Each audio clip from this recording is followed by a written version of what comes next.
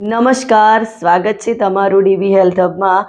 આજે skin product બજારમાં ઘણા બધા અવેલેબલ હોય છે અને નાનાથી લઈ અને મોટા સૌને પોતાનો ફેસ બહુ જ પસંદ હોય છે.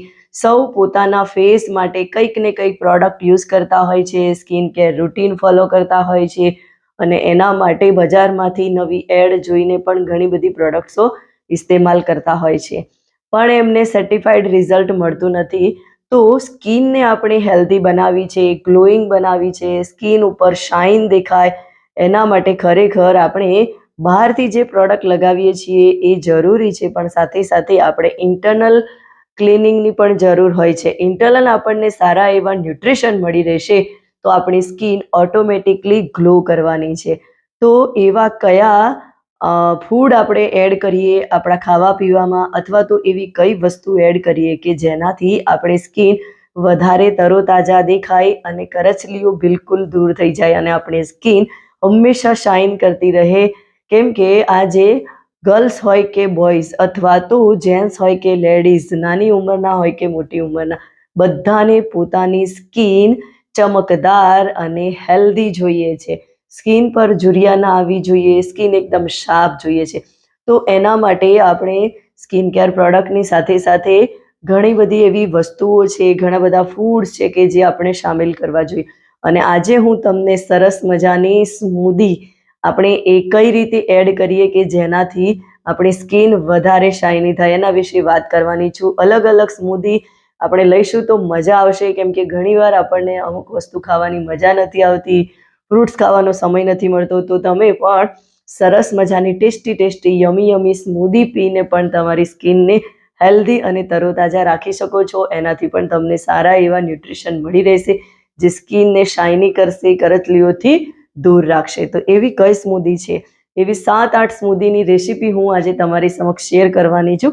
તો એન્ડ સુધી વિડીયોને જરૂર જોજો અને હા, કાગળ પેન લઈને બેસશો તો ઓફિસલી તમે એ સ્મૂધી વિશે જે ઇન્ગ્રેડિયન્ટ્સ મેં બતાવ્યા છે એ પણ તમે લખી શકશો. તો વાત કરીએ કઈ સ્મૂધી આપણે યુઝ કરવી જોઈએ. તો સૌથી પહેલા છે ગ્રીન ડિટોક્સ સ્મૂધી. પાલક, કાકડી, સફરજન, આદુ, લીંબુ અને નારિયેળ પાણી, આ બધાનું મિશ્રણ કરી અને આપણે એને મિક્સચરમાં ક્રશ કરવાનું છે.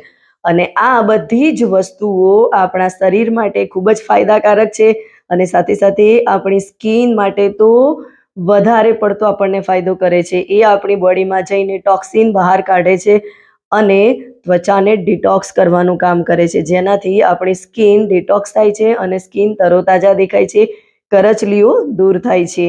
અને બીજી જે સ્મૂધી છે એ બેરી બ્લાસ્ટ સ્મૂધી, એટલે કે સ્ટ્રોબેરી, બ્લૂબેરી, દહીં અને ચિયા સીડ્સ, આ બધી વસ્તુઓનું મિશ્રણ કરી અને આપણે સ્મૂધી બનાવવાની છે.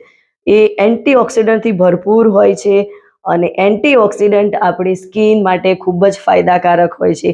એન્ટીઓક્સિડન્ટ આપણી કરચલીઓને દૂર કરે છે અને સ્કિનને તરોતાજા બનાવવાનું કામ કરે છે, સ્કિનમાં શાઇન લાવે છે. Golden turmeric સ્મૂધી. ગોલ્ડન ટર્મરિક સ્મૂધી નામ પરથી તમને ખ્યાલ આવી ગયો હશે કે આના ઇન્ગ્રેડિયન્ટ શું હોઈ શકે. કેરી, હળદર, બદામ દૂધ અને મધનું જાદુઈ મિશ્રણ. હળદરના ગુણ પિમ્પલ્સને હટાવીને સ્કિનને જોરદાર ચમકદાર બનાવે છે, કરચલીઓને દૂર કરે છે. અને ટર્મરિકની અંદર તો એન્ટીઓક્સિડન્ટ, એન્ટી ઇન્ફ્લેમેટરી ગુણ, એન્ટી ફંગલ, આ બધા જ ગુણો આવેલા છે જે આપણી સ્કિનને તો સારી કરે જ છે, પણ ઓલ ઓવર આપણી હેલ્થને પણ સારું કરવાનું કામ કરે છે. નારિયેળની સ્મૂધી. કેળા, નારિયેળનું પાણી અને અળસીના બીજ. હાઇડ્રેટિંગ સ્મૂધી જે ત્વચાની નમીને બરકરાર રાખે છે અને ત્વચાને ગ્લોઈંગ બનાવે છે અને સ્કિનને હાઇડ્રેશન પૂરું પાડવાનું કામ કરે છે. એટલે નારિયેળ કેળાની સ્મૂધી ખૂબ જ ફાયદાકારક છે. Chocolate avocado smoothie. Avocado, cocoa powder અને દૂધનું હેન્ડી બ્લેડ વિટામિન ઈથી ભરપૂર હોય છે અને ત્વચાને પોષણ આપવાનું કામ કરે છે. અને એવાકોડાની અંદર તો બધા જ પોષક તત્વો આવેલા છે. ચોકલેટ એટલે કે કોકો પાવડર જે છે એમાં પણ એન્ટીઓક્સિડન્ટ ભરપૂર પ્રમાણમાં હોય છે, આપણી સ્કિનને તરોતાજા રાખવાનું કામ કરે છે, શાઇન આપવાનું કામ કરે છે. પપૈયા મધ સ્મૂધી. પપૈયા, મધ અને દહીંનો કમાલ ડેડ સ્કિનને બહાર કાઢવાનું કામ કરે છે અને નેચરલી ગ્લો લાવે છે. એટલે ખરેખર આ સ્મૂધી પણ આપણી સ્કિન માટે બહુ જ ફાયદાકારક છે. બીટ અને ગાજરની સ્મૂધી પણ આપણી સ્કિન માટે બહુ જ ફાયદાકારક છે.